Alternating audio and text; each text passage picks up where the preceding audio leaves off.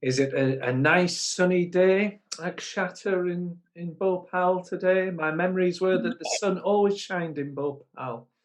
It's a nice sunny day, and it's October heat as well, which is troubling us a little bit. Yes, it's a long time now. I think I last visited in 2010, but one of the visits was in October, and I do remember it was rather humid. Hi, David. Hello there.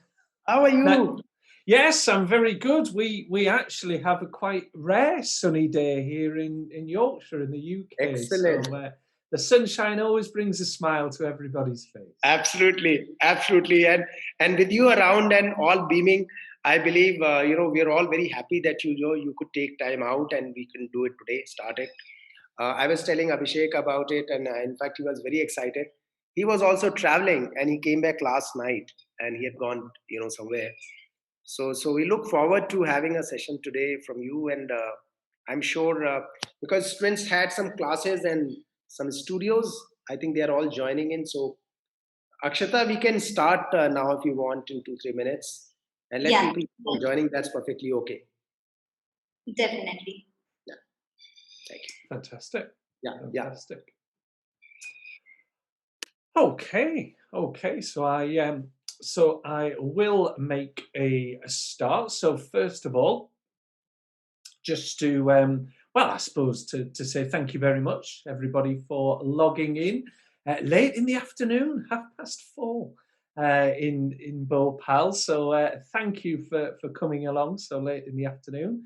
As you can probably see on the screen, my name is David Bassett, and I'm going to be talking to you today about my experiences and sharing some top tips, or what I like to think of are top tips and best practices around planning and organising events. Now, events come in all different shapes and sizes, and I understand that you are studying on different courses. So when some of you think about an event, you might be picturing big trade shows and exhibitions to showcase products and services. Some of you might be thinking about networking events or media events.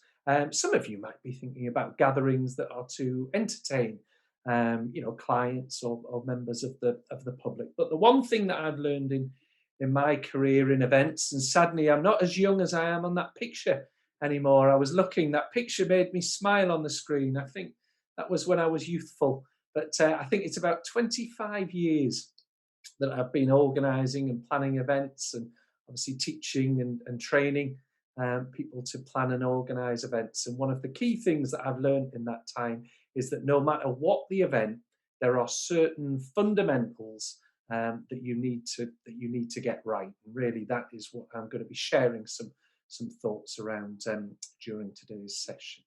Akshata, I was just going to ask yourself, in terms of some of the etiquette for online webinars, are you quite happy for people as we go along to post questions into the chat feature, or for people to raise their hands if they have a question? Is that what you've been doing? Yeah. So I would also like to give a brief introduction from my end to the students, and after you are done with your talk, we will have a question and answer round session, definitely. Fantastic. Right. Well, I will allow you to introduce. Okay. So good evening, everyone, and welcome back to International Igniting Mind lecture series. The Faculty of Journalism and Creative Studies, as you all know, focuses on interdisciplinary education, and we believe that the world would be a better place if we encourage big ideas and creativity.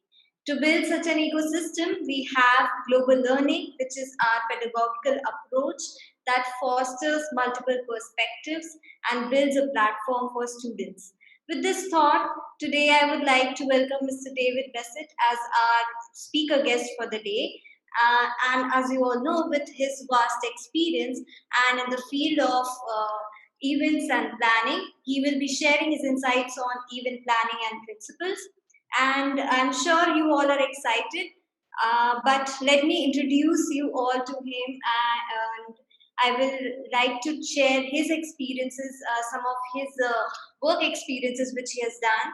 So, Mr. David Bassett is an event practitioner, academician, and an author from Leeds Beckett University.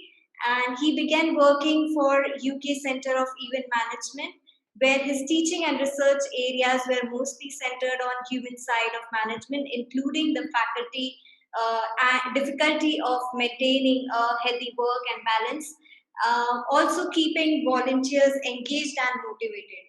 While working at Leeds Business School, he also continues to work closely with UK Centre for Events Management to provide training to industry professionals. His own career has evolved through a variety of roles, from graduating Leeds Beckett in 1997. He started as a manager in events and hospitality industry, including managerial roles with Marriott Hotels and Sydney Organizing Committee for the Olympic Games. He changed his career in late 20s while moving into education and training. He taught on various events, hospitality, tourism, sport, and business management. Also, he is an author for event planning and management, practical book for PR and event professionals. So we welcome you, Mr. David. I would like you to take over the session and share your valuable insights. Thank you, Akshata, and thank you for that lovely introduction. And yeah, super to be here. Super to be here. So I think Akshata has already done a wonderful job of telling you a little bit about myself, but I did think that I would start as well just by sharing a little bit around some of my events experiences. So here are some photographs that I picked out, and interestingly, if you look at the photograph which is on the left of the screen in the middle there, you see that one right there. Would you believe that is me? That is me many years ago, almost 20 years ago, because that is at the Sydney Olympics, probably before some of you were even born, back in 2000. And as Akshata says, my early career was working in planning and organising events. And that was such a wonderful time. And I always say to anybody that I talk to when I talk about events, which is something I'm hugely passionate about, and that is if you ever have an opportunity to be involved with what we would call maybe a mega event. It wasn't that long ago, was it, that the Commonwealth Games came to India? But if you ever have an opportunity to be involved in a mega event, whether that is working or whether that's volunteering or even just attending, I really, really would encourage you to do so, because it is quite a memorable and special time. Top left of the screen there, I think it was mentioned that I joined the UK Centre for Events Management. So there is there's an old saying in the UK that if you can't work it, teach it. And what that basically means that if you've spent a number of years working very hard and very long hours and lots of travelling and lots of unsociable hours, as you often do in events, as exciting as it is, then you can move into teaching and training and helping others to move into that profession. So I joined the UK Centre for Events Management in 2008. I think it was at the time the biggest provider of events management education globally. I was lucky enough, you can probably see over here, some of you might recognise this location here. I was lucky enough on the right-hand side of the screen. Don't I look young and healthy and suntanned there as well? I was lucky enough to come and spend some time in Bhopal in both 2009 and 2010, working with students that were studying events management courses that were linked to the university. So that was a fantastic time. There we are on a field trip, we'd been visiting some different events venues and some different event sites, and we were really thinking about planning and organising some events. What else is on that screen? Down at the bottom left of the screen, you might just about be able to make out that there's a stage in the background, but as well as teaching and training events, I still like to keep my hand in with working at some summer events, mainly now music festivals in the summer. And for anybody that likes Motown music, on the stage in the background there, that's Martha Reeves and the Vandellas. And my job at this particular festival, the Beat Herder Festival, so I'll talk to you a little bit later about, is really trying to, I think the official title or the official job description is that I manage and maintain stakeholder relationships. I like to call it babysitting. I have to look after all of the important people at the festival. So whether that's artists, management, whether that's maybe local authorities, emergency services, and I have to try and make sure that all of the important people don't get upset, which could obviously have a knock-on effect. And then the last picture on there, right in the middle of the screen there, something I'm very proud of is, as well as having worked in events and having taught people to organise events and trained future events professionals, was to have had the opportunity a few years now.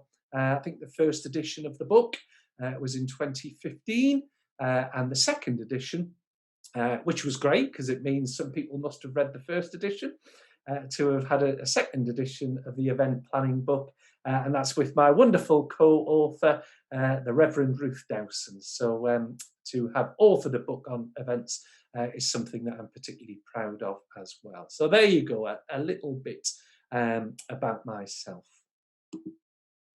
Right, like every good book, you have to have a definition, don't you, in there? And we start our book with a definition of what is an event. And there's three parts to our definition. We talk about the fact that an event is a planned gathering, so not just a natural phenomenon, but it is planned and organised and requires skilled events planners and organisers to make sure that an event fulfills its purpose. Events are temporary, we talk about in the book as well. So some events only a matter of hours. You think about maybe an IPL cricket game, that might be a matter of hours.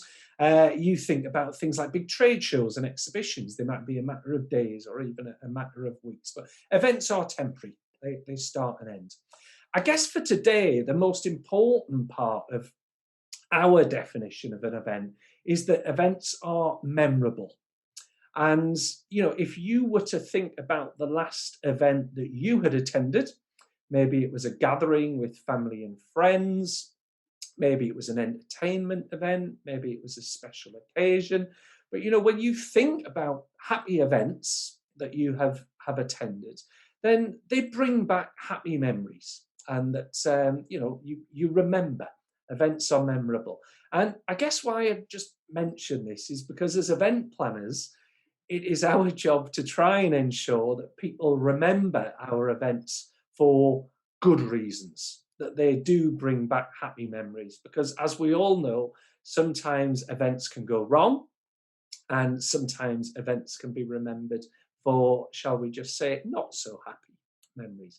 Even the biggest events go wrong.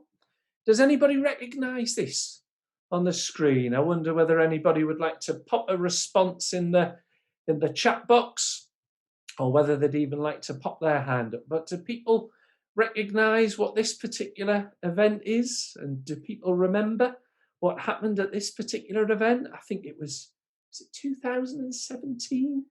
I think one of the biggest events that takes Oscars. Well done, Tamzeel. Well done, Tamzeel. So it was indeed, and this was the pinnacle of the Oscars, wasn't it? This was the Best Picture award that everybody has waited all night for. And if you remember, basically, there was a huge fiasco because the award was given to the wrong winner, basically. So the winner had came up onto the stage, they had given their acceptance speech, and then quickly, or not quickly, or not quick enough, I should say, it was determined that a mistake had been made at one of the biggest events in the world, with one of the biggest budgets and one of the biggest event organising teams. And it was something as simple as the wrong piece of paper had been put in the wrong envelope. Okay, so a reminder to all of us that work in the events industry that even the biggest and you know the best events, you know, mistakes happen, And when those mistakes happen, like this particular mistake, can cause a lot of embarrassment for people. You can just look at you can just look at some of the faces on the picture there. But for the organisers, for the award winners, for the people that were nominated for the awards, for the presenters, for the attendees, a lot of embarrassment was caused by that particular mistake. So that's why people like myself are very passionate about the fact that there are some key principles that are really important for us as events organisers and events planners to follow to ensure that more of the events that we organise and deliver are successful than those where there are sadly some mistakes that maybe hit the headlines for the wrong reasons, shall we say. So there are probably lots and lots of different principles that I could have shared with you, but in terms of the time we have today, which I was told maybe around an hour or so, so I've picked six that whenever I work with people who are organising events, whether they are new event organisers or even very experienced event organisers, these are six of the key principles that I would always encourage people to follow. So the first one is around following a process, having a planned, systematic approach to organising an event. I'll talk about all of these a little bit more as we go through the session. The second one is about getting the big picture right. And what I mean by the big picture is the ability to conceptualise what that event might look like. And that can involve some work as an events organizer and an event planner working with your clients in order to get the big picture right. Asking the awkward questions. Okay, there are some questions that can be a little bit difficult to ask your client when you're working as an event organizer, but I've learned myself the hard way that it's very important to be brave enough to ask these questions early on to make the event planning process run more smoothly. I talked about at the Beat Herder Festival that one of my key roles is about making sure that nobody important gets upset or overlooked. Very important when planning and organising events. Fifth one there, right team, right time. So in all walks of, or many walks of life, it's very important, isn't it, to have good people working with you. That is true within the events industry. But one of the things that is quite unique about the events industry is because of the fact I mentioned earlier that events are temporary, actually timing becomes really important when you are trying to build a good team to work with you to organise and deliver a successful event. And then the last one I've put down, and it's actually a new principle that I've started to talk to people about, is trying to make the evaluation of events a little bit more enjoyable and trying to be a little bit creative about how you approach the evaluation of events. Because in my 25 years of working in events, if you asked lots of events organisers and planners what's the least enjoyable part of their job, I guarantee that many of you would say it's actually after the event and spending time doing a proper debrief and an evaluation. Why? Because as events organisers and events planners, we're excited to move on to the next event. So many of us don't particularly enjoy spending time on a proper, thorough evaluation and debrief. We all know that it's important. We evaluate to learn, but not many of us, if we put our hand in our heart and we're very honest with you, not many of us do spend enough time on that. So one of my sort of top tips or principles is maybe about trying to get a little bit creative around that evaluation piece to ensure that it does take place. Okay, so they're the 6 principles, and so I'm going to take a little bit of time to sort of try and talk through each of these and maybe just share a few experiences and some tips around how you can ensure that you do each of these effectively. Okay, so follow a process.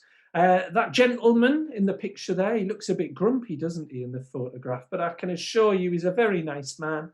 One of my colleagues at the UK Centre for Events Management, at Leeds Beckett University. That is actually in one of the lecture theatres, and he is talking to our first year students about the importance of an event planning process, and delighted to see that he's actually using the event planning process from myself and Ruth's textbook. Okay, which is great to see. He's called Dan Lomax, so thank you, Dan, for promoting our book. But it's not just myself and Ruth. Many authors have developed an event planning process.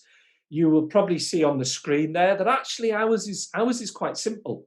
You know, we really just look at 3 key phases for organising and planning an event. We call it the sort of the preparation phase, and actually a lot of the principles that I'm going to be talking about today would probably fall in that initial phase of asking some difficult questions about budget and money, maybe asking some challenging questions around what are the most important objectives, developing big picture concepts. So a lot of what I will be talking to you about today probably fall in what we would categorize as phase 1. We have a sort of a second phase that we talk about as a detailed planning phase, or a more detailed preparation phase. And a lot of these activities, like, you know, building up event sites and training, you know, recruiting and training new event staff, you know, a lot of these things can often be a whirlwind of activity, and a lot of these things can be happening at the same time. So again, we say in the book, you know, again, another really important reason why it's important to have a systematic approach or a process to follow. And then, as you can see there, we also identify a third phase of activities that typically might take place after the event has happened. Now, there, as I say, lots of authors have come up with their planning model. For many of the events that you might be organising, you know, we say in our book that, you know, no matter, and I said at the start, no matter what the type of event, a lot of the types of planning activities that you need to undertake will follow a similar pattern. So, for example, it's very difficult, isn't it, for you to go and choose a venue for your event until you have had some conversations with a client about how much money they have to spend. And that really wouldn't matter if it was a wedding, a private event like a wedding, if it was a corporate event like a conference and exhibition, if it was an international event. You know, you would probably follow a similar process. You would probably follow a similar process. But the one thing that we do say in the book is that if you were to organise, one of the caveats, I guess, that we offer is that clearly if you were to organise a more detailed, a more complex event, such as the mega events I mentioned earlier, like a Sydney Olympic Games or an Indian Commonwealth Games, clearly the event planning process that you are going to follow is going to be much more detailed and much more intricate. And indeed, you know, lots of event organisers that I've worked with over the years, they actually develop their own planning models. But one of the things that I always say to people is it is important to use a process to guide you through the key stages of delivering an event, to try and make sure that nothing important is overlooked, and that you don't miss anything out, such as putting the right pieces of paper into the right envelopes, okay, which can cause you embarrassment as you deliver the event. Okay, so the first of my tips is about making sure that you have a plan that you are going to follow. And as I said, there are lots of different processes available that you could choose, one of which is in myself and Ruth's book. Let's have a look at what I popped down for the second principle. There we go. I wonder whether we have anybody on the, I wonder if we have anybody in the virtual room who enjoys jigsaws, as my mother-in-law does. She loves a good jigsaw. And anybody, I quite enjoy jigsaws.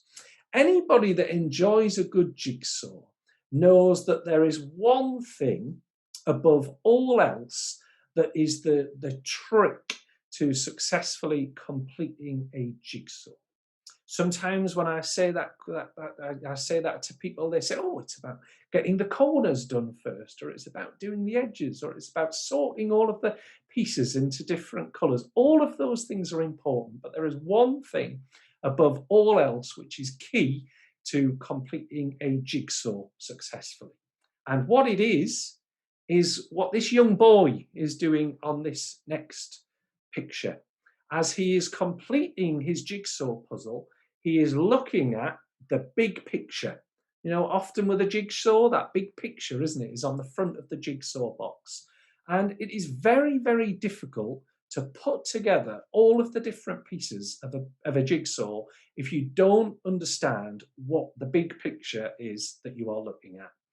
And I use that metaphor to explain what it is like trying to put together all of the different components of an event. If you don't understand what that big picture is, so when I talk about the picture, I suppose what I'm talking about is your client's vision for what their event is going to look like, what their event is going to feel like, what their event is going to sound like, who is going to be at their event, you know, whether their event is going to be vibrant, colourful, exciting, or whether it's going to be educational and informative. Okay. If you don't have a clear picture and your client doesn't have a clear picture of what that big picture looks like, it is very, very difficult for you to put the different pieces together. Okay, for you to start to put the different components together for planning that particular event. So some tips to share really around how you might be able to do this, and they're really simple tools and techniques. On the left of the screen there, I talk about my 5 W's basically, and they're just some really, really simple questions to start to try and get a clearer idea of the concept. So the why question, you know, the why would you like to put on this event, is starting to explore the rationale and the reasons behind the event. The who is coming to the event will start to help you build a bit of a profile of the audience. The what is happening at an event will start to kickstart some thinking about the schedule and the program and the activities that you might need to fit into the time period the event is taking place. When and where.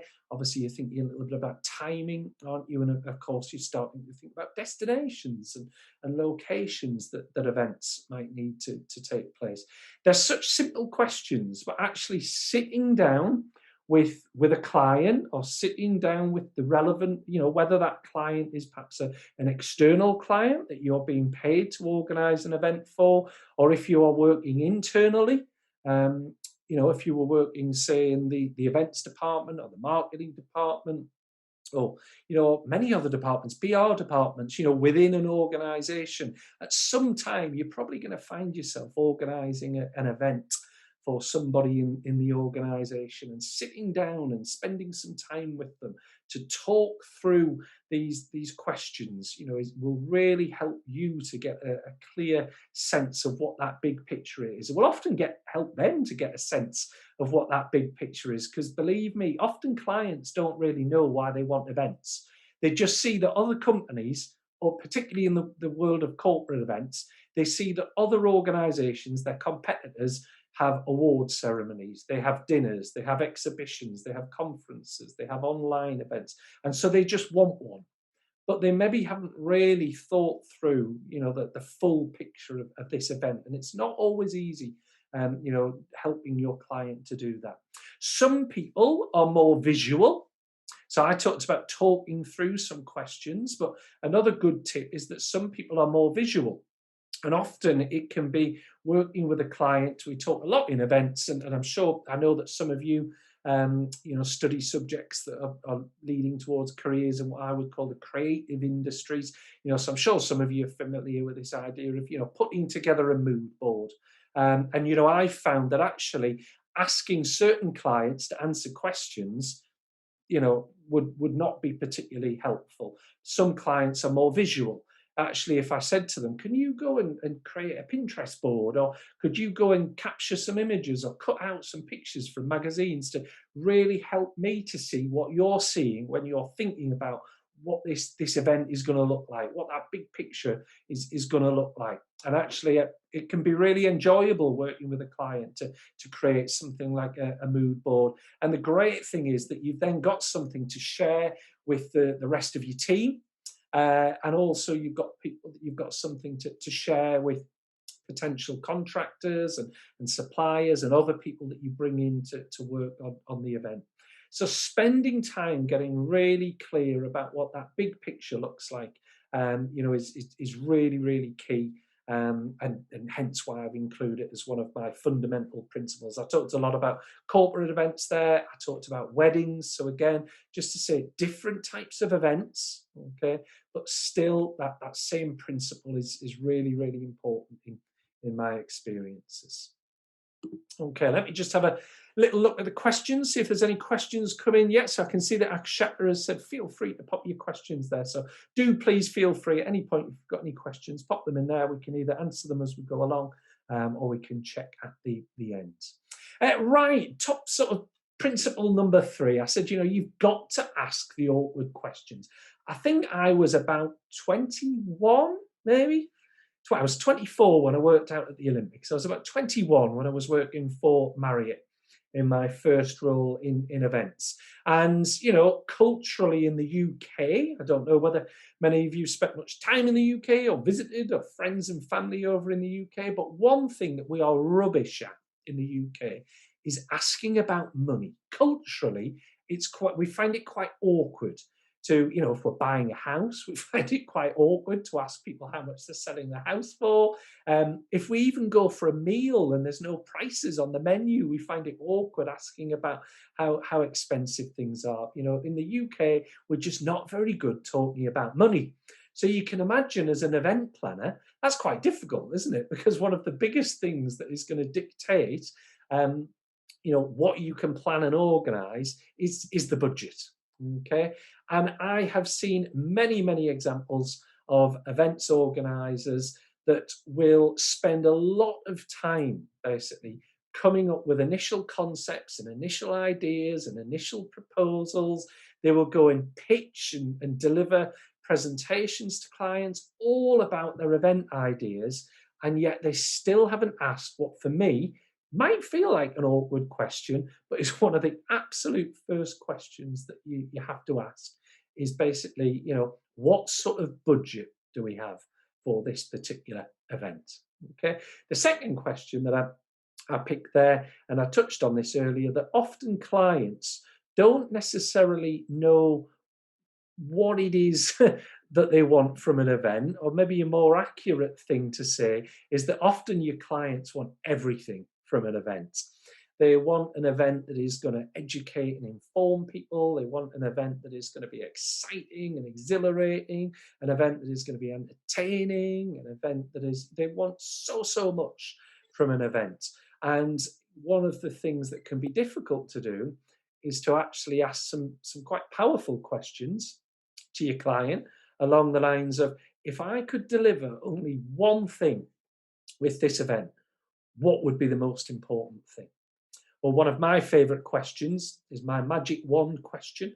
I say, if I could wave a magic wand and I could guarantee that at the end of this event, you would have achieved one thing, what would it be? Okay. And I found those questions awkward when I was young, because I thought, well, my client's going to say, I don't just want one thing, David, I want all of these things. But what I've learned is that, it's that thing, isn't it, about spreading yourself too thinly. If you try to achieve too much, then you can end up achieving nothing. So, it is really important to ask questions around priorities. Just seen that Tamzil's popped something in the chat. So could we also include with what is available to us in the 5 Ws? Fantastic. I think that's a brilliant suggestion. If we're talking about completing a 3rd edition of our book, so we might call it Tamzil 6 Ws in the 3rd edition of our book, because you're right, thinking about that resource, isn't it? And I think it's a really good point that you make in the chat there, because I'm talking about what's your budget financial resource. But you're right, it's not always just a financial resource that you have available to you. There can be other resources. It can be people. It could be particular equipment. It could be particular facilities and venues that are available for you to use. So yeah, brilliant. I think it's a really good question. Thank you. A really, really good question. Just to, I suppose, just to maybe offer a couple of suggestions around these, what can sometimes feel like awkward questions to ask. To talk about the budget question. For some people, it might feel a little bit awkward asking your client about budget. And the example I always use and how I explain it to clients is I talk about castles and caravans, and I use an example of a student group that I worked with many years ago, probably about 10 years ago, and they were organising an event for a client. And their client wanted an outdoor location. They wanted their attendees to get outdoors, experience some fresh air, get into nature, and participate in some activities. And so the student group went away and they spent about 6 weeks visiting venues, traveling to venues, visiting venues, incurring cost, investing time, shaping up proposals, working on documents. And all of the venues they visited were what I would call quite high profile venues. They were more like castles and guest houses and stately homes. And after 6 weeks, they finally spoke to the client about money and what the budget was. And it quickly became apparent that what the client had in mind was what I would call a caravan budget. The client had in mind that it was going to be a very low budget event. So in many ways, that student group, by being a little bit scared about asking about money, had, if I was going to be harsh, had wasted 6 weeks of their own time and 6 weeks of their client time, and could have spent that 6 weeks on doing lots of other things to ensure that the event was a success if they had have been brave enough to ask that awkward question about money at one of those first client meetings. Okay, and I'm not just sitting here saying, oh, it's a student group that did that. Believe me, that is the case with lots of events organisers and lots of events planners. Even often very experienced events organisers and events planners can feel a little bit awkward asking about money. I wonder, so again, I asked earlier, does anybody recognise this event? Does anybody recognise this event? You could pop in the chat room if you recognise it. Some of you might have attended this event. I believe it was 2015. And in fact, I have a case study about it in our book here. We have a case study about this in the book. And it was written by a young gentleman called Arjun Gupta, who is now the Client Services Manager at Encompass Events. But once upon a time, he studied an events management course at the same campus that many of you, I think that all of you, are studying at. So we've kept in contact over the years on LinkedIn, and he very kindly wrote a case study about this particular event for our book. Anyone recognise it? No. This was, so it was 2015, I believe, and the case study was about, it was called the Mountain Dew, the soft drink, Day of Days. And essentially, this event was a little bit like what we might call in the UK a road show. So they travelled to different destinations and different locations. Let me just have a quick look and see what Arjun tells us. So they went to 190 different locations across India, and it was called a Day of Days. And the idea was that, kind of, as you can see, stunt bikes. You can see in the background there a motorbike as well. There were skateboarders, and they were doing all sorts of stunts, basically. And I guess what I quite like about this case study in the book that Arjun wrote for us is that when he first said to me, I'm working for a company, we are going on the road, we are going to visit 190 different locations, and this event is being organised by Mountain Dew, the soft drinks company. My first thought was, well, this event, probably the purpose of this event, or the main objective of this event, is probably to go out and engage with customers and basically try and win more customers and potentially sell soft drinks. That would seem an obvious objective. But actually, when I read the case study and Arjun started to send in some drafts of the case study, I realized that yes, that probably was one of the sort of what I call a nice to have objective. Yes, it would be nice if they set up some stalls and people came and purchased some drinks, but that really wasn't what this event was all about. What this event was really all about was a much more subtle event objective, which was about the brand of this particular product. And what they were trying to do was through the event, which was quite daring and words like sort of risky and words like adrenaline activities, and as I say, people taking risks and taking part in challenges.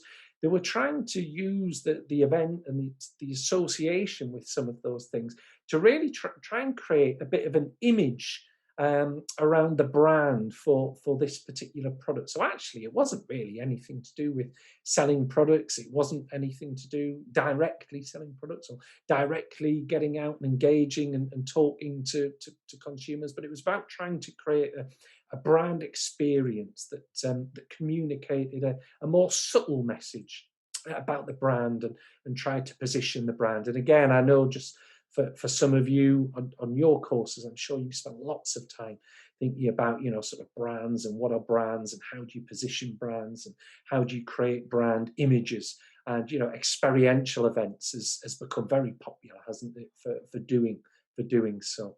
I just see, so I can see a note there from Mohan during our school day. I noticed one long events, people attending start losing their interest. So is there any way we can keep them attracted towards the event, or is it normal? Good question. I'll tell you what we'll do. I'll hold on to that question if that's all right. We'll address that one. We'll address that one at the end if that's okay, Rohan. But super question. Thank you for asking that. So just to share a couple of very simple sort of tools or techniques, call them what you will. We talk about them in the book. If you're going to try and get really clear with a client around their objectives, I've always particularly liked this one on the left, call it the sort of the 5 E's. And often I will sit down with a client with a piece of paper and I will talk about, rather than talking about percentages, I will talk about slices of the cake. And I will talk to them about, again, out of all of these things, what is the biggest slice of the cake? What is most important to you? Is it about, creating an event that is, say, for example, going to be more informative and educational, and people are going to gather information and knowledge about maybe products and services or what you offer as a business? Or actually, is it thinking back to that Mountain Dew example? Is it about coming up with a really kind of exciting and fun event that is going to engage people in an experience, that is going to immerse them in an experience which is going to help them to really experience what your brand is all about? So very different types of objectives. So I've always really liked this very simple model.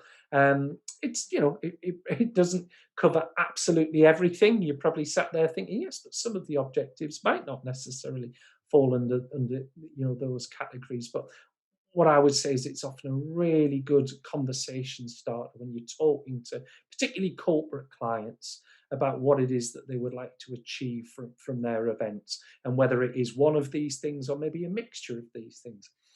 And then the last thing really I want to say about the objectives piece is, again, I talk about this in the book, a hierarchy of objectives. And I always say that if you're saying to people, what is the one most important thing, what's the highest priority objective? That's the type of thing that as an events planner, if you don't deliver on that, you won't be delivering another event for that particular client, or they might not even pay you for the event that you have organized. They are the must-have objectives. And obviously some of the lower priority objectives are maybe what I would call the nice-to-have objectives. So again, as I say, my experience is often clients want lots from an event. And part of the skill of being a good event planner and a good event organizer is helping your client to focus on what are the must-have priorities and objectives, and maybe what are the nice to have. Because at the end of the day, there is always a budget or resource, as somebody pointed out earlier, and that budget and resource will only go so far. So it's really important, isn't it? Just as it is in lots of areas of working life, that you put your resource and your budget into the areas that are most important. Right, let's have a little look and see what is next. I'm just going to have a little look how we're doing for time as well. Okay, so not too bad so far. Right, here is an example. So this is, don't worry, I won't ask you what this event is, because unless you've been there, you probably wouldn't know. But this was one of the photos at the start. So this is one of the events that I still, do a little bit of work at. Sadly, not this summer for obvious reasons.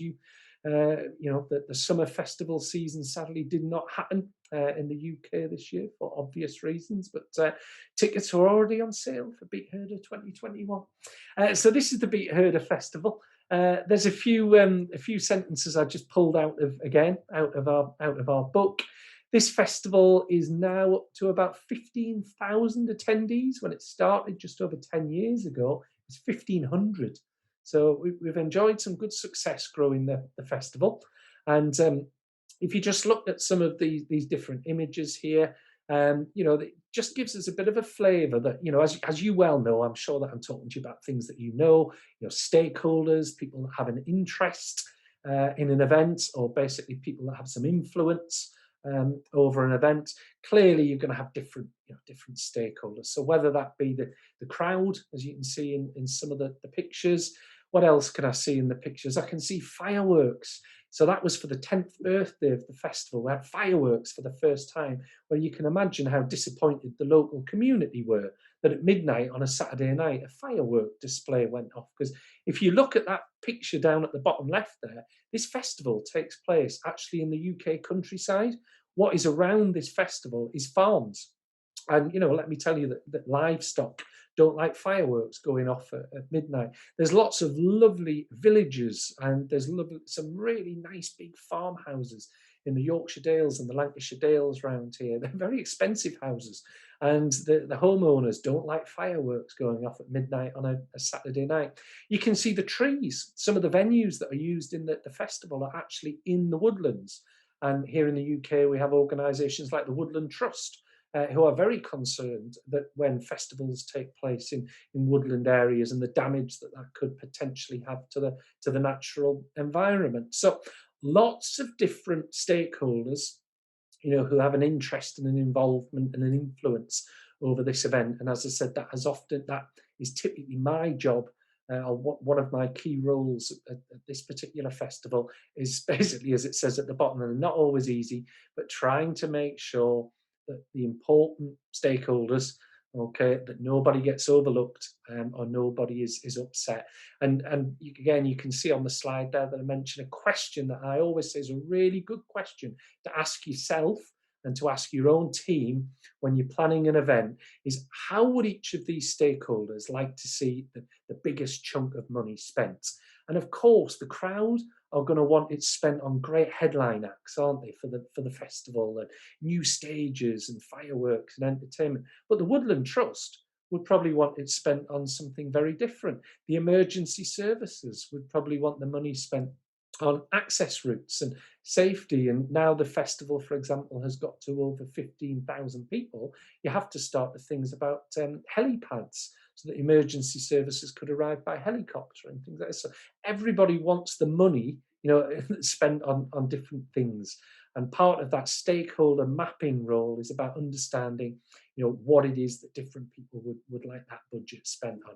So again, I'm not going to dwell on this next slide, because I'm relatively confident, given the subject areas that you are studying and learning, that many of you will have probably come across this model before. And I suppose it's really just to say that, we use this same model, which is often used in lots of, whether it's in kind of marketing, sales, PR, customer service, we use this in events too. And, we spend time thinking about, who is particularly interested, what level of interest do particular people have in our event, and maybe what level of influence do they have over our event? So, just going back to the beet herder example that I gave there, whilst the local community, might get, whilst they might get a little upset by some of the disruption, understandably, that is caused by a big festival with 15,000 people coming to their village and their community for 3 days, about a week really, with the setup, you actually think, well, actually, how much power do they have over whether the event is a success or not? And it's debatable. Some people might say, well, actually they don't, but then I might argue, yes, but if the local community lodge complaints to the local authorities, as has happens, then the festival might not get its license. So actually, the local community might have more power than you think, basically, particularly in rural communities. So on the back of that, once you have decided where you perhaps would categorize a particular stakeholder, so the idea is that different stakeholders, whether they be internal stakeholders or external stakeholders, that you might fit them into one of these 4 windows on the grid, you then start to think about, as an event planner, what is our communication strategy? What is our engagement strategy? Are we just going to drip feed little bits of information to particular people so they can monitor how things are progressing? Are we going to have to be much more collaborative? Are we going to have to go and meet certain people face to face, spend time with people, bring them onto the festival site? I think, for example, about things like the emergency services. We always have to bring them onto site at the festival and spend a lot of time walking around with them and answering questions, because they have so much power. If they saw something they didn't like, they could close down the festival there and then. So different stakeholders, different strategies. But again, as one of my key principles, it is really, really important that you decide who are those most important stakeholders and what it is that you are going to be doing to communicate and engage with these people to ensure that nobody important is upset or nobody important is overlooked. If anybody on the call is married or has attended a wedding, you will know that the old saying, at least here in the UK, is that whilst you would think, of course, that the most important people at a wedding are the bride and groom, often the most important people at a wedding are the bride and groom's parents. And I used to work, when I worked for Marriott Hotels, as well as organising corporate events, we organised golf days. A big piece of business for us was the wedding market. And we had a huge event space. So we used to do lots of different weddings, whether it was, I suppose, Christian weddings, we did some Asian weddings, all sorts of different kind of faiths and backgrounds and types of weddings. But again, one of the things that I found was that no matter what the religion or the faith or the type of wedding, making sure that the parents, who were often paying, and could make things very awkward if they weren't happy, that they were such an important stakeholder at a wedding.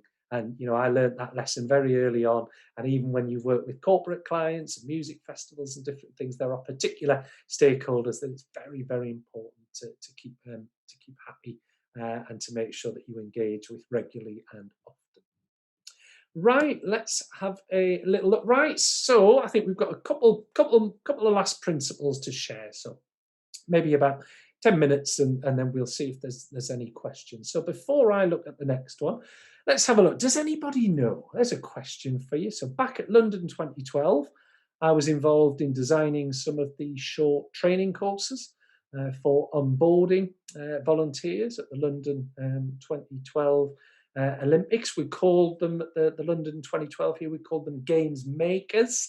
And that's why we talk about the volunteers making the London 2012 Olympics. But in the chat room, anybody got an educated guess, or does anybody know how many volunteers helped to make the London 2012 Olympics? I'll give you a clue. It's tens of thousands rather than thousands. Any guesses? Let me have a little look in the chat, see if anybody's been brave enough to pop their neck on the block. No, they haven't. Well, let me tell you. There were 70,000. 70,000 is estimated. That's a big number. Is it? Look at that. Well done, Varsha. There we go. 70,000, spot on. Well done. 70,000 volunteers. And it was estimated that they were actually getting close to around 300,000 applications, but there were 70,000 volunteers worked at that event. So this leads me nicely on to my fifth principle, which is around right team, right time. One of the things that is unique about working at events, and I love this about events, is that you get to work with so many different people, and you get to meet so many different people, who do different things, have different backgrounds, have different skills. Some people love it, some people loathe it, because it is one of the most complex aspects of working on large-scale events. The model that I've shared on the screen here, and I do apologise, I've been a very bad guest speaker, I haven't referenced it properly. It's what's often referred to as a flexible firm model. I think one of the first people to talk about the flexible firm was an author called Atkinson back in 1984. And he wasn't just talking about events businesses, he was talking about the fact that more and more businesses would move to a flexible model of working.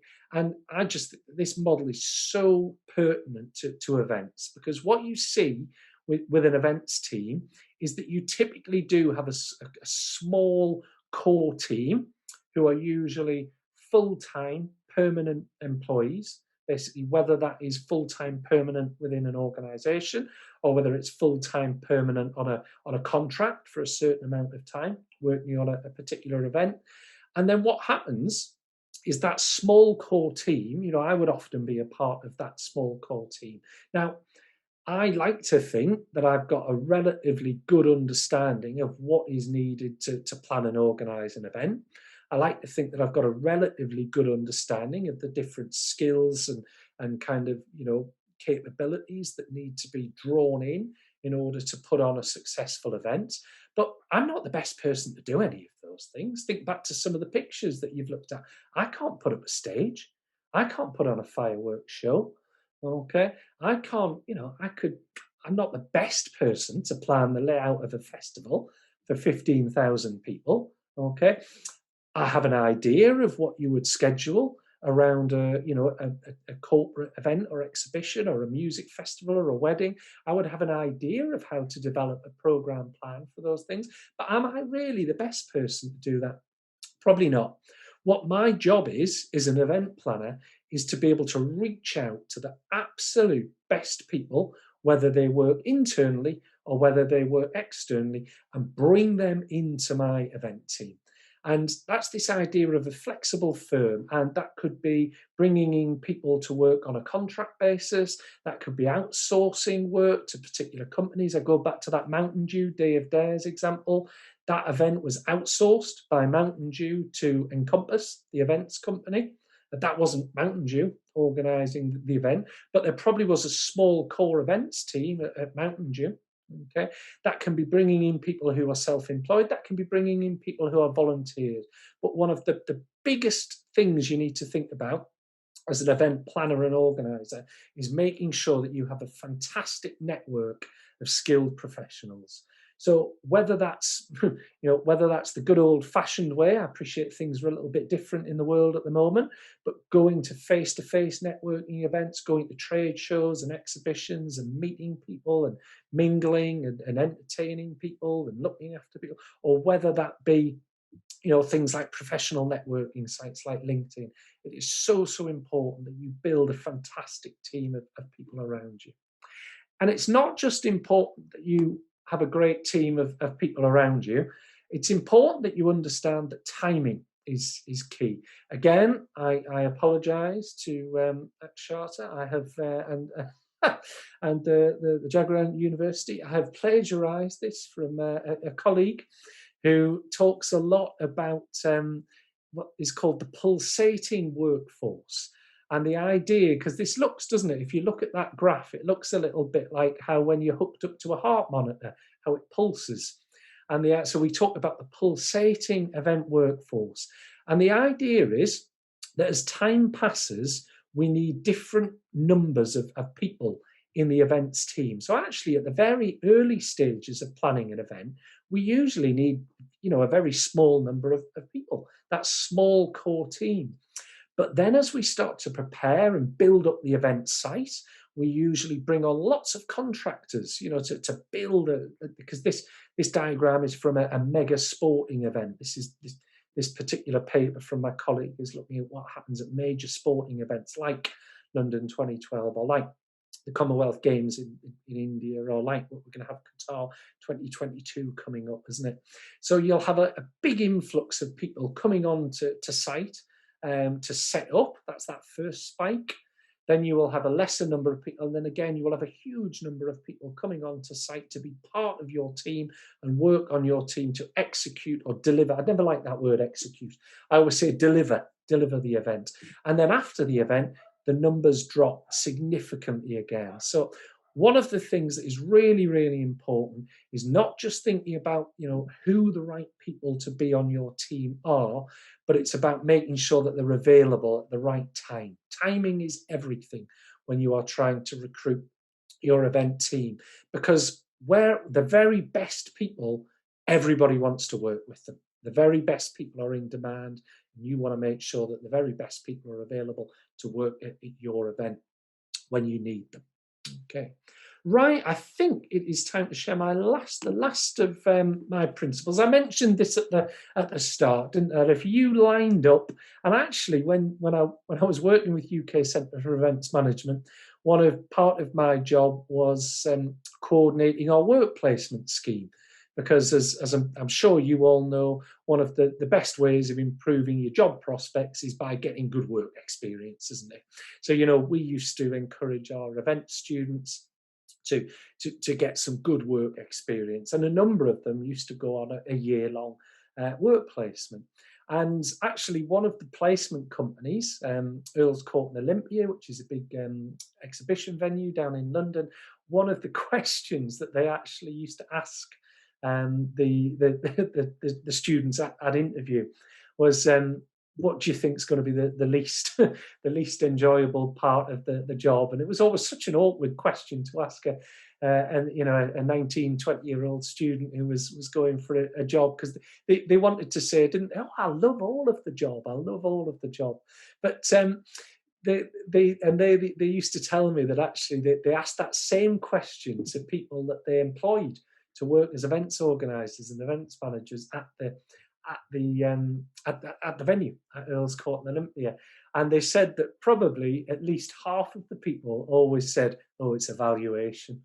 I really enjoy planning the events, and I mean, you probably heard it in my voice today. I really enjoy showing photographs and pictures of some of the different events that I've worked on and some of the different events that I've organised and attended and took part in. And you could probably tell, that I smiled a lot of the time, that I really enjoy that. You talk to me about evaluation, my smile turns upside down. Okay, it's not a particular part of the job that I enjoy. But don't get me wrong, I appreciate how important it is and what a fantastic learning opportunity it is for planning and organising future events, to do a proper evaluation of the event, to do a proper evaluation with the client and whether their objectives and needs have been met, to do a proper debrief with contractors and staff and employees and volunteers to find out whether they've enjoyed being a part of the team. There's lots of elements to the evaluation, and it is really important to do it properly. So one of the things I've started to notice recently in events is people are making the evaluation a bit more fun. And I think that because of that, I think that event organisers are actually getting more meaningful information, because I think, because it's a little bit more fun, they're maybe spending a bit more time and effort and energy around this. So the first picture I've got there, I saw this at a London venue a little bit of a while ago. It was basically where people could almost vote as to who their favourite speaker had been, and it changed throughout the day. So it was an exhibition, who maybe their favourite speaker had been that particular day, what the favourite activity they'd participated in, what the favourite thing they'd eaten had been. And basically the way that they voted was that people were being given free drinks during the day. So in the morning, it was things like coffees. In the afternoon, it was things like alcoholic beverages and soft drinks. But the way that you voted was to drop your empty cup or your empty bottle into a particular area. I've seen it at festival sites where people drop their old wellies at the end of the festival. People drop their old wellies into different containers and different bins to say which was their favourite day of the festival, or maybe who was the artist or act that they enjoyed the most. So again, just trying to be a little bit creative, making it a little bit more fun. The one in the middle, again, thinking about some of the courses that you guys and girls are studying, I'm sure that you will know a lot more than me. But luckily, I do know some people that know a little bit about this idea of social listening. And I certainly think it's fascinating, isn't it? Some of the ways that you can listen to people's social media traffic, whether that be the professional networking sites like LinkedIn, whether it be things like, whether it be Instagram, Twitter, very kind of in the moment. And it's incredible, isn't it? Some of the software now that you can use to start to build up a picture of what people are saying about your event. And I think some of the stuff that really impresses me is that it's real time. I've walked into some event planning offices where people are sat there, social listening, and almost they're getting an idea of what the people on the floor of the event, what they're saying or what they're thinking right now, which is obviously really powerful, isn't it? Because traditionally with events, a lot of the evaluation took place after the event, which is obviously a bit too late, isn't it, to make changes if things are not going as you would wish.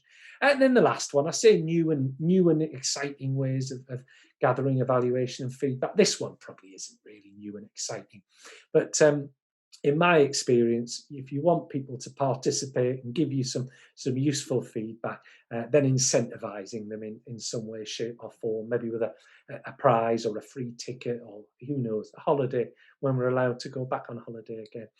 Those sorts of things will encourage people to participate. So evaluation, typically events organisers and events planners, what we get excited about is going to, as soon as an event finishes, what do I get excited about? Going to my next event. And often the thing that suffers is the evaluation. So as a bit of a key principle that I've started to share with sort of new and aspiring event managers, is to get really creative about how you evaluate your events to ensure that you do get some meaningful data that can help you to learn. So that's it. That's the 6. Just to sort of summarize, I suppose, as I said at the start, there are many more principles that I could have talked about, and I could quite literally talk about events all day long. I'm looking at my watch thinking I've not gone too long over the hour that I promised. There were things I was thinking, I could mention this and I could mention this, but I firmly believe that no matter what type of an event you're organising, I've talked a little bit today about corporate events, I've talked about music events and festivals, even talked about weddings. That if you've got a good, robust process to follow, lots available in lots of different events management planning textbooks.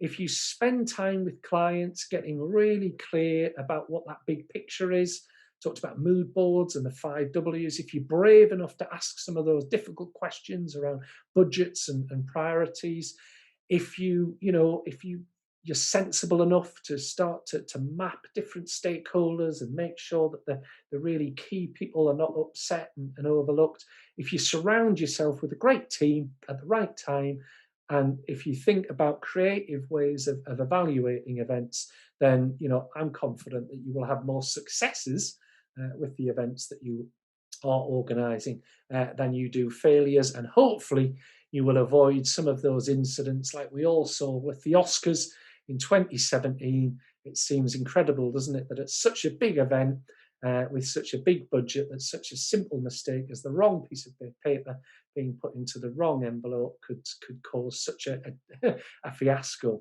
really, an event. So stick to some of these principles, and as I say, you will have more successes than failures with your events. Right. So I guess it's just really a case of me saying thank you very much for your time. And let's have a look and see maybe if there are any questions to answer.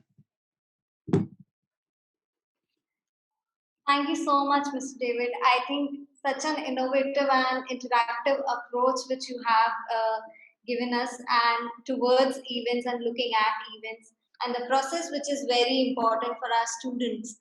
So I should start with questions. Uh, since you were talking about keeping a social media listing, so I would also want to ask, like, we always create a buzz around social media nowadays, which is very important in digital platform.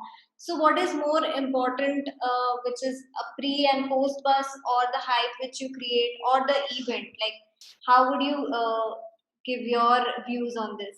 Yeah, you know what, it's a brilliant question. And actually, when we wrote the second edition of the book, it was one of the big things that we included a lot more information around in the book, was around both of those things, really. How my first, so just to pick up on the first thing that you mentioned about creating the buzz before the event, my very first manager when I worked in events used a phrase, and he said, anticipation is half the fun. And if you think about it, when you've got an exciting event to look forward to, even just think about that in your personal life. If you've got an exciting event to look forward to, like a birthday celebration, or maybe an anniversary or another type of celebration, then actually the anticipation and the build up to that is actually, as he used to say, that is half of the fun. So I am a huge believer that generating that buzz and that interest pre-event is really, really important. An example that I always use to showcase the power of that is what is the biggest and most successful music festival in the UK, which is the Glastonbury Festival. Now, the Glastonbury Festival typically puts its tickets on sale for the next year's festival. Obviously, this last year has been a bit different with obvious restrictions, but usually they put their tickets on sale in October. And I think the 2020 festival, so the tickets in 2019, I think they sold out in 34 minutes. Okay, now the reason they sell their tickets out is because they do such a good job of creating a buzz and an excitement on social media and other media, traditional media like the newspapers, television before the event. And the thing that always amazes me is they haven't even announced the full lineups and the headliners until March of the next year. But every year they sell out the tickets in October for a festival that people don't even know who's going to be performing at that festival, because they do such a good job of creating a buzz and an excitement about it. So that first point you mentioned, I'm a huge advocate of the power of not just social media, but other media to create that buzz and excitement around the event. So certainly from a sales perspective, that is key. I think the other point that you make in terms of maybe using social media during the event to kind of monitor and sort of, keep a track of how people are feeling or experiencing the event. I think that is equally important, but I think for me that is probably more thinking about, I suppose, from a customer service perspective, and ensuring that your paying customers, whoever they might be, are having a positive experience. And of course, as we always know, if people are having a positive experience, then they are probably more, as many events are repeat events, then obviously it's really important, isn't it, to ensure that they would perhaps then purchase a ticket for the next year's event or afterwards. But as I say, the thing that I find fascinating, and I'm not going to sit here and tell you I'm an expert on this. I have seen and had some conversations with some people who are, but I find it fascinating, some of the tracking and social listening that can be done now in real time, to get a real sense of how the event is going. And it's fascinating what event organisers can do, to almost change an event in real time. So yeah, so no, super question. Thank you, really good question. I hope I answered it at least a little bit. Yeah, definitely. So one of the most questions which is there, which is also asked by one of our students, which is Shreyansh, and one of my faculty members, Swati ma'am. So she is asking, in the show business, in the events are very important, but in changed situation emerged due to COVID-19.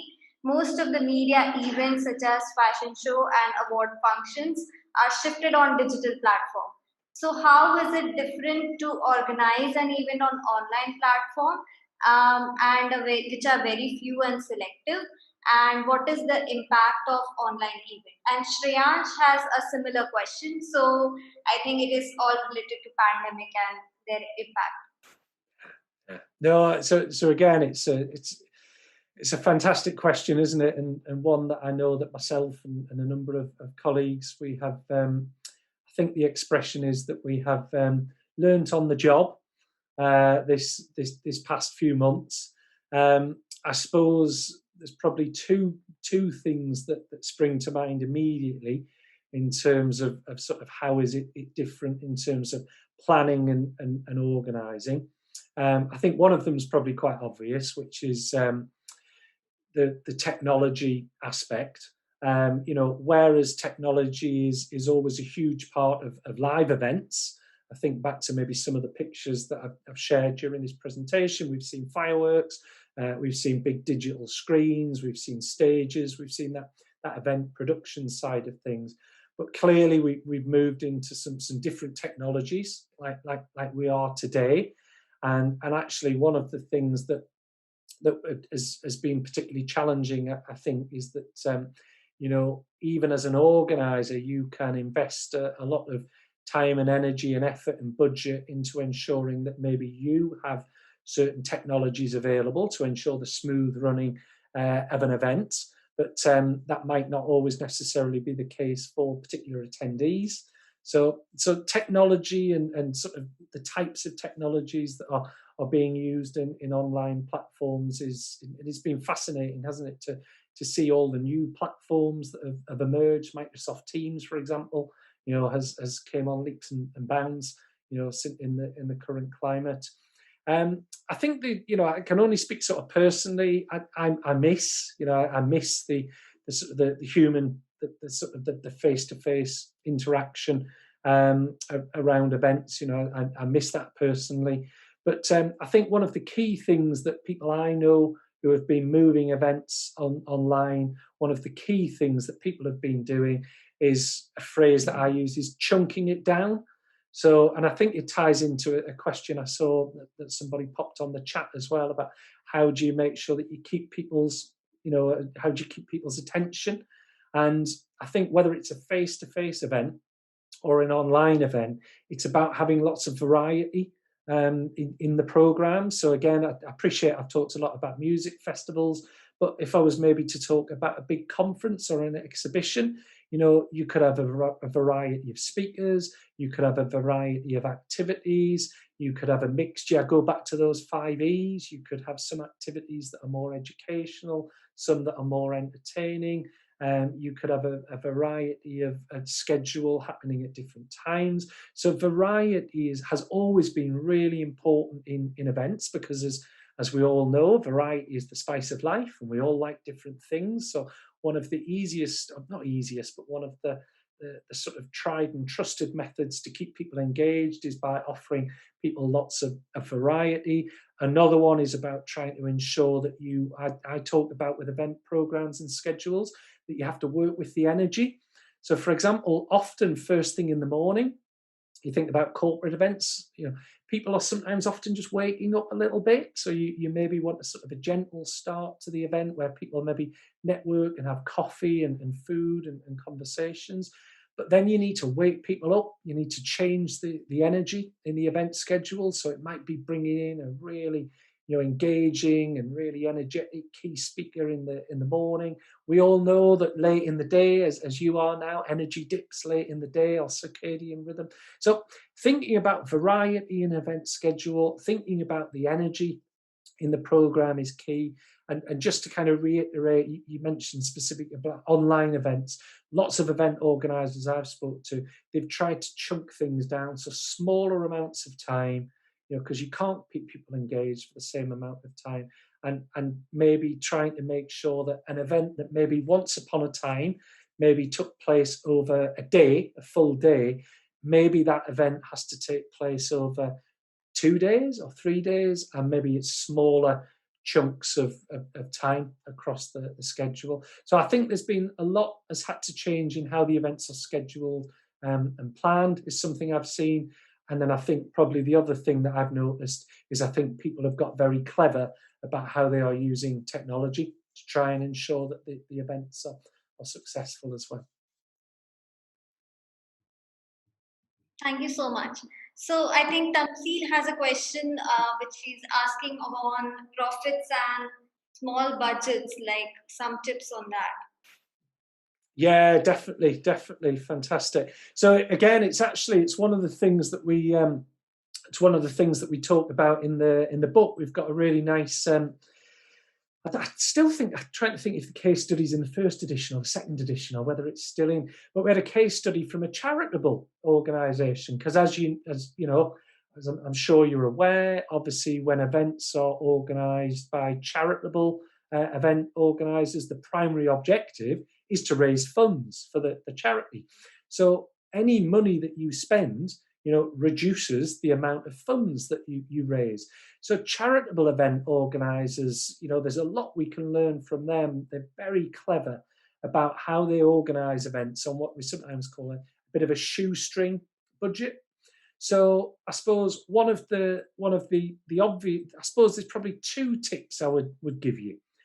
One is that probably one of the biggest costs for most events is the venue. Okay. And there are venues that you can hire for either very little or often free. You might need to think about whether you're happy to host your event on perhaps a less popular day or a less popular time. But again, I think back to the students that we used to have organising events for charities. A lot of them would go to venues in Leeds, whether that was, whether it was sort of, hotels, bars, restaurants, specialist events venues, and whether it was even halls and spaces. But there are dates and times where venues will be quiet, and venues are a big cost. And if you say to a venue, I'm organising an event, I am going to bring, 200 people to this event. And all of the people that come to this event will maybe want to buy some refreshments. They'll maybe want to buy they might want to have a meal. They might need to spend some money on car parking. If you can sell to the venue that there are some benefits in them either giving you that venue for free, or again, I know that some of you on this call are from maybe kind of a PR and marketing background. If you can promise the venue that you're going to get them some free publicity, that they're going to be in the university website, that they're going to be on the university newspaper, that they'll be in the local newspaper, that you will, do some social. We talked about social media earlier. That you'll get them social media publicity. If I'm a venue that is going to be open, that's going to be empty on a Tuesday, and somebody comes to me and makes me that offer, then what have I got to lose? So that venue, I would say venue is definitely a top tip around how you can make sure that you reduce costs, basically, when you're on a small budget, basically. And the other one, again, as we all know, is that often one of the biggest costs in any business is staff, isn't it? Is staff and resource. And I asked the question earlier, didn't I? How many volunteers at the London 2012 Olympics? The Olympics, arguably the biggest event that takes place every 4 years in the world, and they use 70,000 volunteers. I think that tells us quite a lot about how it is possible to keep the staffing costs down at events. Now, smaller scale events, what I would say is there are always colleges, there are always universities. I bet many of you would be keen to gain some experience, that you could put onto your CVs, make yourself more employable by engaging with events and organising events. So if you're clever, there are always ways that you can reduce costs around venues, and there are always ways that you can reduce some of the costs around staffing as well. They would probably be the two massive costs with events, and they're two ways that if you're clever, you can minimise some of those costs. So hopefully, Tamsil, That's helpful. I guess the third one, social media. You know, apart from your time, it's it can be very cost effective, can't it, in terms of promotion and publicity? It can be very time consuming, but it can be very cost effective as opposed to some of the more traditional means of promoting events like, paid advertising. Thank you so much. So I would move on to the last question, which is by Sneha, one of our students. What makes an event successful, and how do you measure the success? Yeah, fantastic. Great question. Great question. I suppose the sort of simplest answer would be that if you have done a proper job of talking with your clients, and as I say, when I use the word a client, that could be an external client who is paying you money to organise an event on their behalf, or it could be somebody internally with an organisation, or it could be a family member if you're organising a private event for a family member.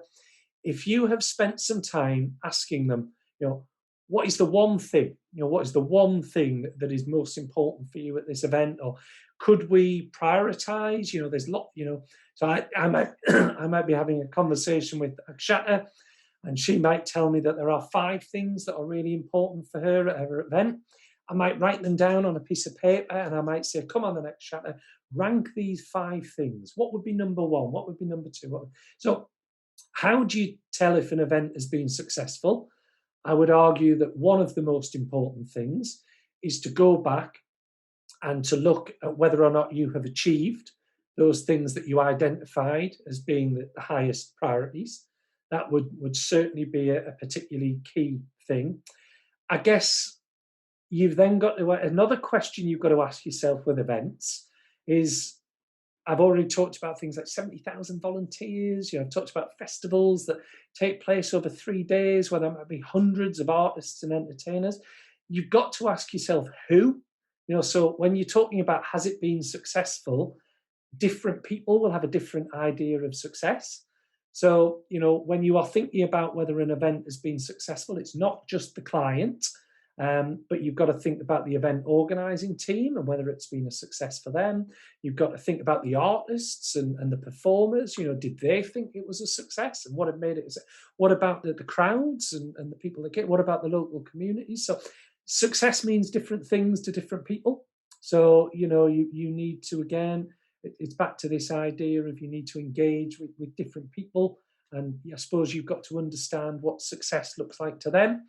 And you've got to try and understand what whether you have achieved those objectives. But I'm going to say something that's probably a little bit probably goes a little bit against what lots, even myself, talk about in our event management textbooks. We talk a lot about evaluations and debriefs and research and gathering information and how it's important. But all I would say is that if you love events, and you're passionate about events, and you really understand what an event that you've planned and organised, what that big picture is all about, you can just walk onto the floor of an event. Whether it's an exhibition or a trade show, whether it's a festival, you can walk into the crowd. Whether it's a sporting event, just walk out into the arena as the teams come out, whatever. And there's just a feeling that you get, call it intuition, call it feeling, say you feel it in your gut, basically. You know whether that event has delivered and whether people are enjoying that event and whether you've created that buzz and excitement that you promised for people. You know it, you can feel it, you can see it, you can feel it, you can hear it. So there's lots of sort of things you can do around evaluation. There's lots of different ways you can reach out to event audiences. But the one thing I would say is, again, with most events, when the doors open, just walk out, soak it up. You'll know yourself in your heart of hearts whether you've delivered a fantastic event for all of the different stakeholders. Thank you so much, Mr. David. And with this, you have also made our event successful in today, with students learning so much and interacting with you. So, ending the session, I would like everyone to just turn on their cameras so that we can have a group picture all together. And see, there's a good event technique. There's a good event technique. Hello, everybody. Good to see you all. all the students can just quickly turn on the camera. There we go. Let me put the gallery view on so I can see. There they all are. And what a handsome bunch you are, may I say. What a handsome and attractive bunch you all are.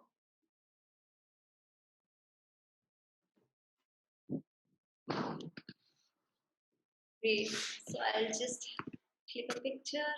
All of you ready?